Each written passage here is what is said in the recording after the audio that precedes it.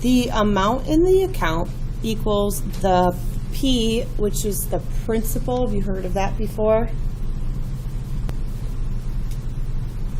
Do you guys know what principal is? Yeah, the initial amount, the starting amount. And then what we do is we multiply by 1 plus R over K to the K times T power. So this is our formula that we're going to be using, and then let's write down what these things are.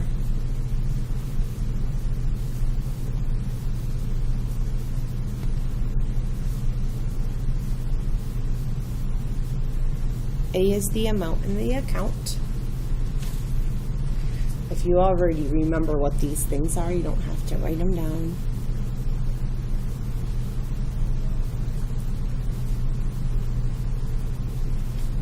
P is the principal, and the principal is the initial amount in the account.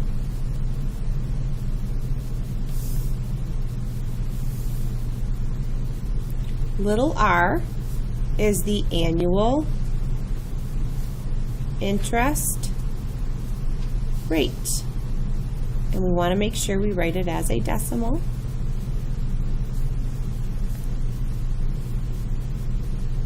And I already told you that K is how many times a year compounded. What do you think T stands for?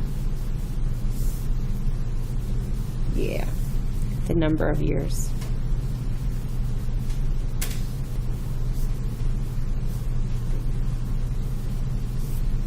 And so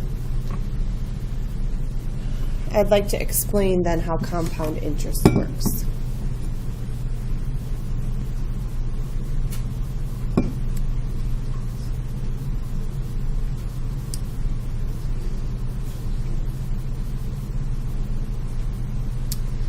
So when you compound interest more often, basically what that means is you get your interest more frequently.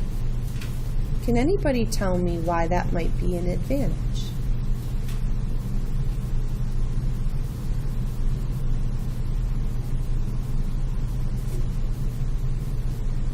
Yeah, why? It depends if you take, but if you choose, I don't remember the word, so it's that compound is adding to your principal, so you get more interest. So what I'm saying is, let's say I have a checking account at Lake Michigan Credit Union, and they have like I think a 3.9% annual interest, okay? But I get that monthly. That doesn't mean I get 3.9% a month. What that means is they take that 3.9%, 0.039, and they divide it over 12 months. Well, why is that so great? It depends on how much money I have in my account. But instead of waiting all the way to the end to give me my 3.9%, they give me a little bit each month. If I have a little bit more in my account each month, and I'm earning interest on what's in my account, do you see how my little amount is going to get bigger and bigger and bigger? Because I'm just with me not even putting any money in, this little amount is going into the account. And so in general, it depends on the amount of principal you have. You're exactly right, Juan. But interest compounded, for instance, monthly would be better than quarterly or once a year. Okay? So then we have something, and a bank would never do this, but we have something called continuous compounded interest. They wouldn't really, but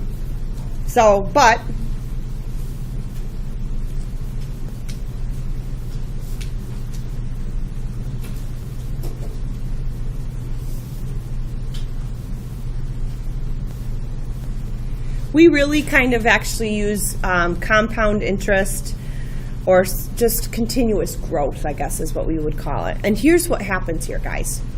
Let's say, so I said monthly, right, above? Then if I compounded monthly, this would be divided by 12, right? Okay. What if I said daily? What would that K go to? every day? 365. That's 365 times. What if I said twice a day? Okay. That would get bigger and bigger and bigger. If I made this approach infinity, then what this thing goes to is E.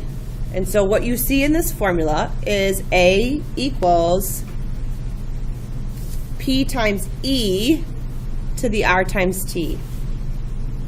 So below, you don't need to know this, but the reason why this happens is because as K goes to infinity, 1 plus R over K to the K over R is going to go to E.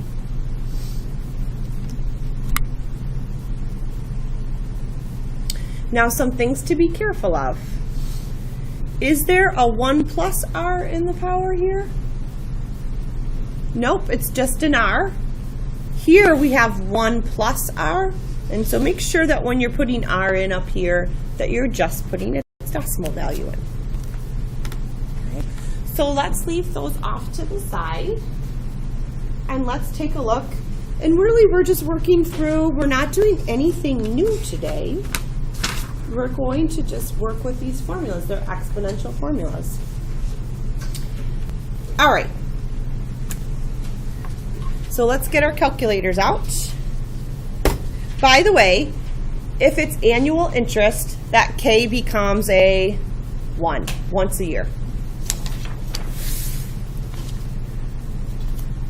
So let's do a setup, and then we'll plug it in our calculator to figure it out.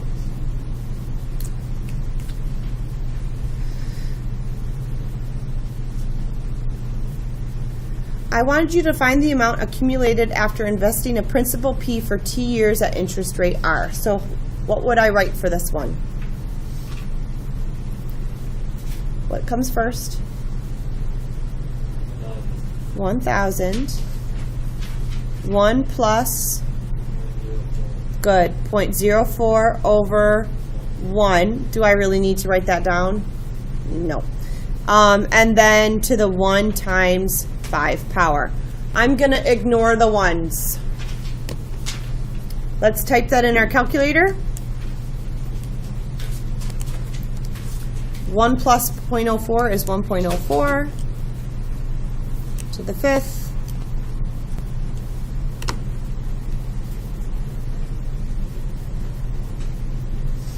After 5 years, you would then, you didn't put any additional deposits in, you would have $1,216.65.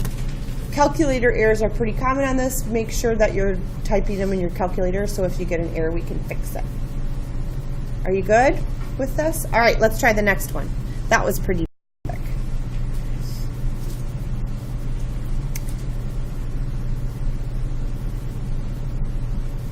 In this one, the principal is $5,130.81. What would go in the parentheses?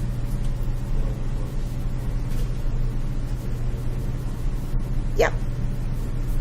And I'm going to show you how, if you want to be the most accurate, you're going to want to just type in 0.05 over 12. Don't try to figure it out and round it. And then this is monthly for 6 years, so that's 12 times 6.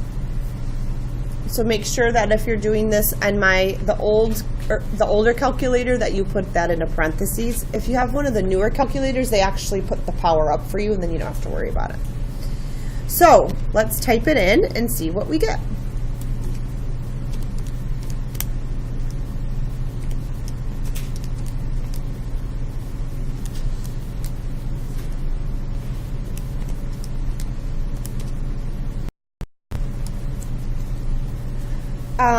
I get $6,921.55.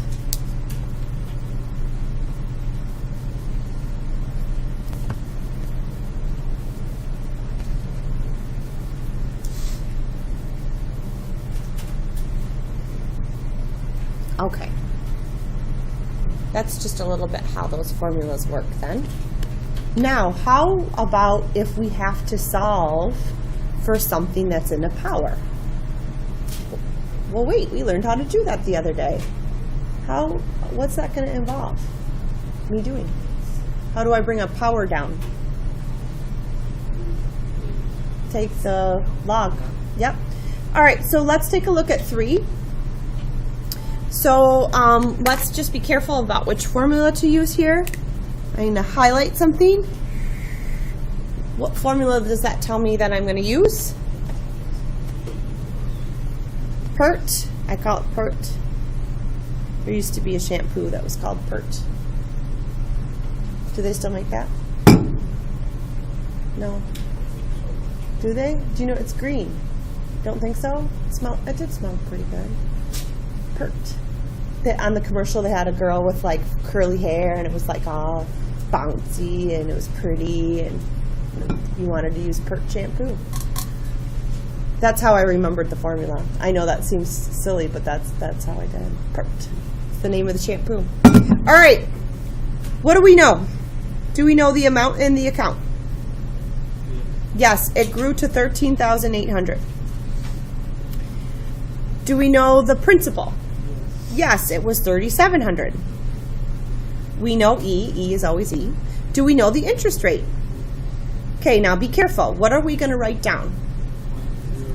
Good. 0.081. We're not going to write 8.1. We're not going to write 1.081. We do not know T. So from yesterday and the day before, to solve something like this, I need to get the E expression alone. What should I do first? Awesome. We're dividing by 3,700.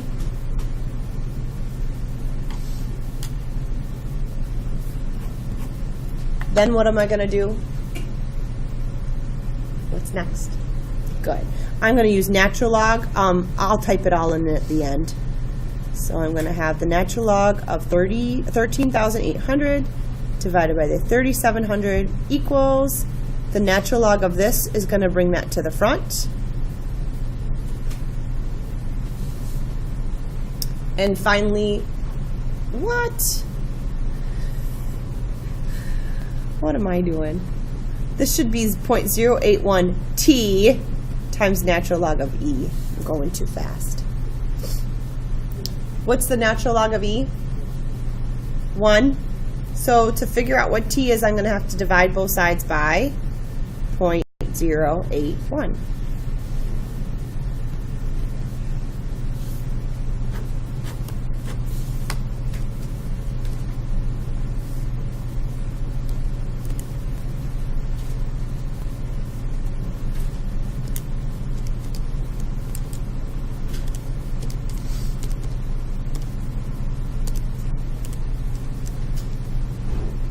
Said round to the nearest hundredth. So 16.25 years.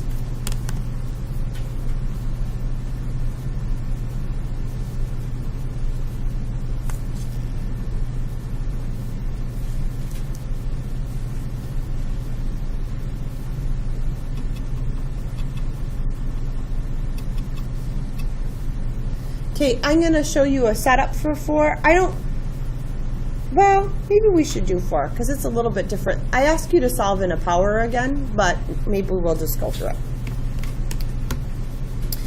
This is compounded annually, so I'm going to use that first interest formula. So let's set it up. I don't know the interest rate. That's what I'm trying to find. So I'm trying to find R. So actually this is, it's not trying to find a power. So $4,000 is got to get to 7403.72. So I'm going to put this 7403.72 in for A. And the original amount in the count was 4,000. And I'm going to go through the formula. It's 1 plus R, which we do not know, over what? Because it's compounded annually. 1. And then it is to the, how many years? 8th power.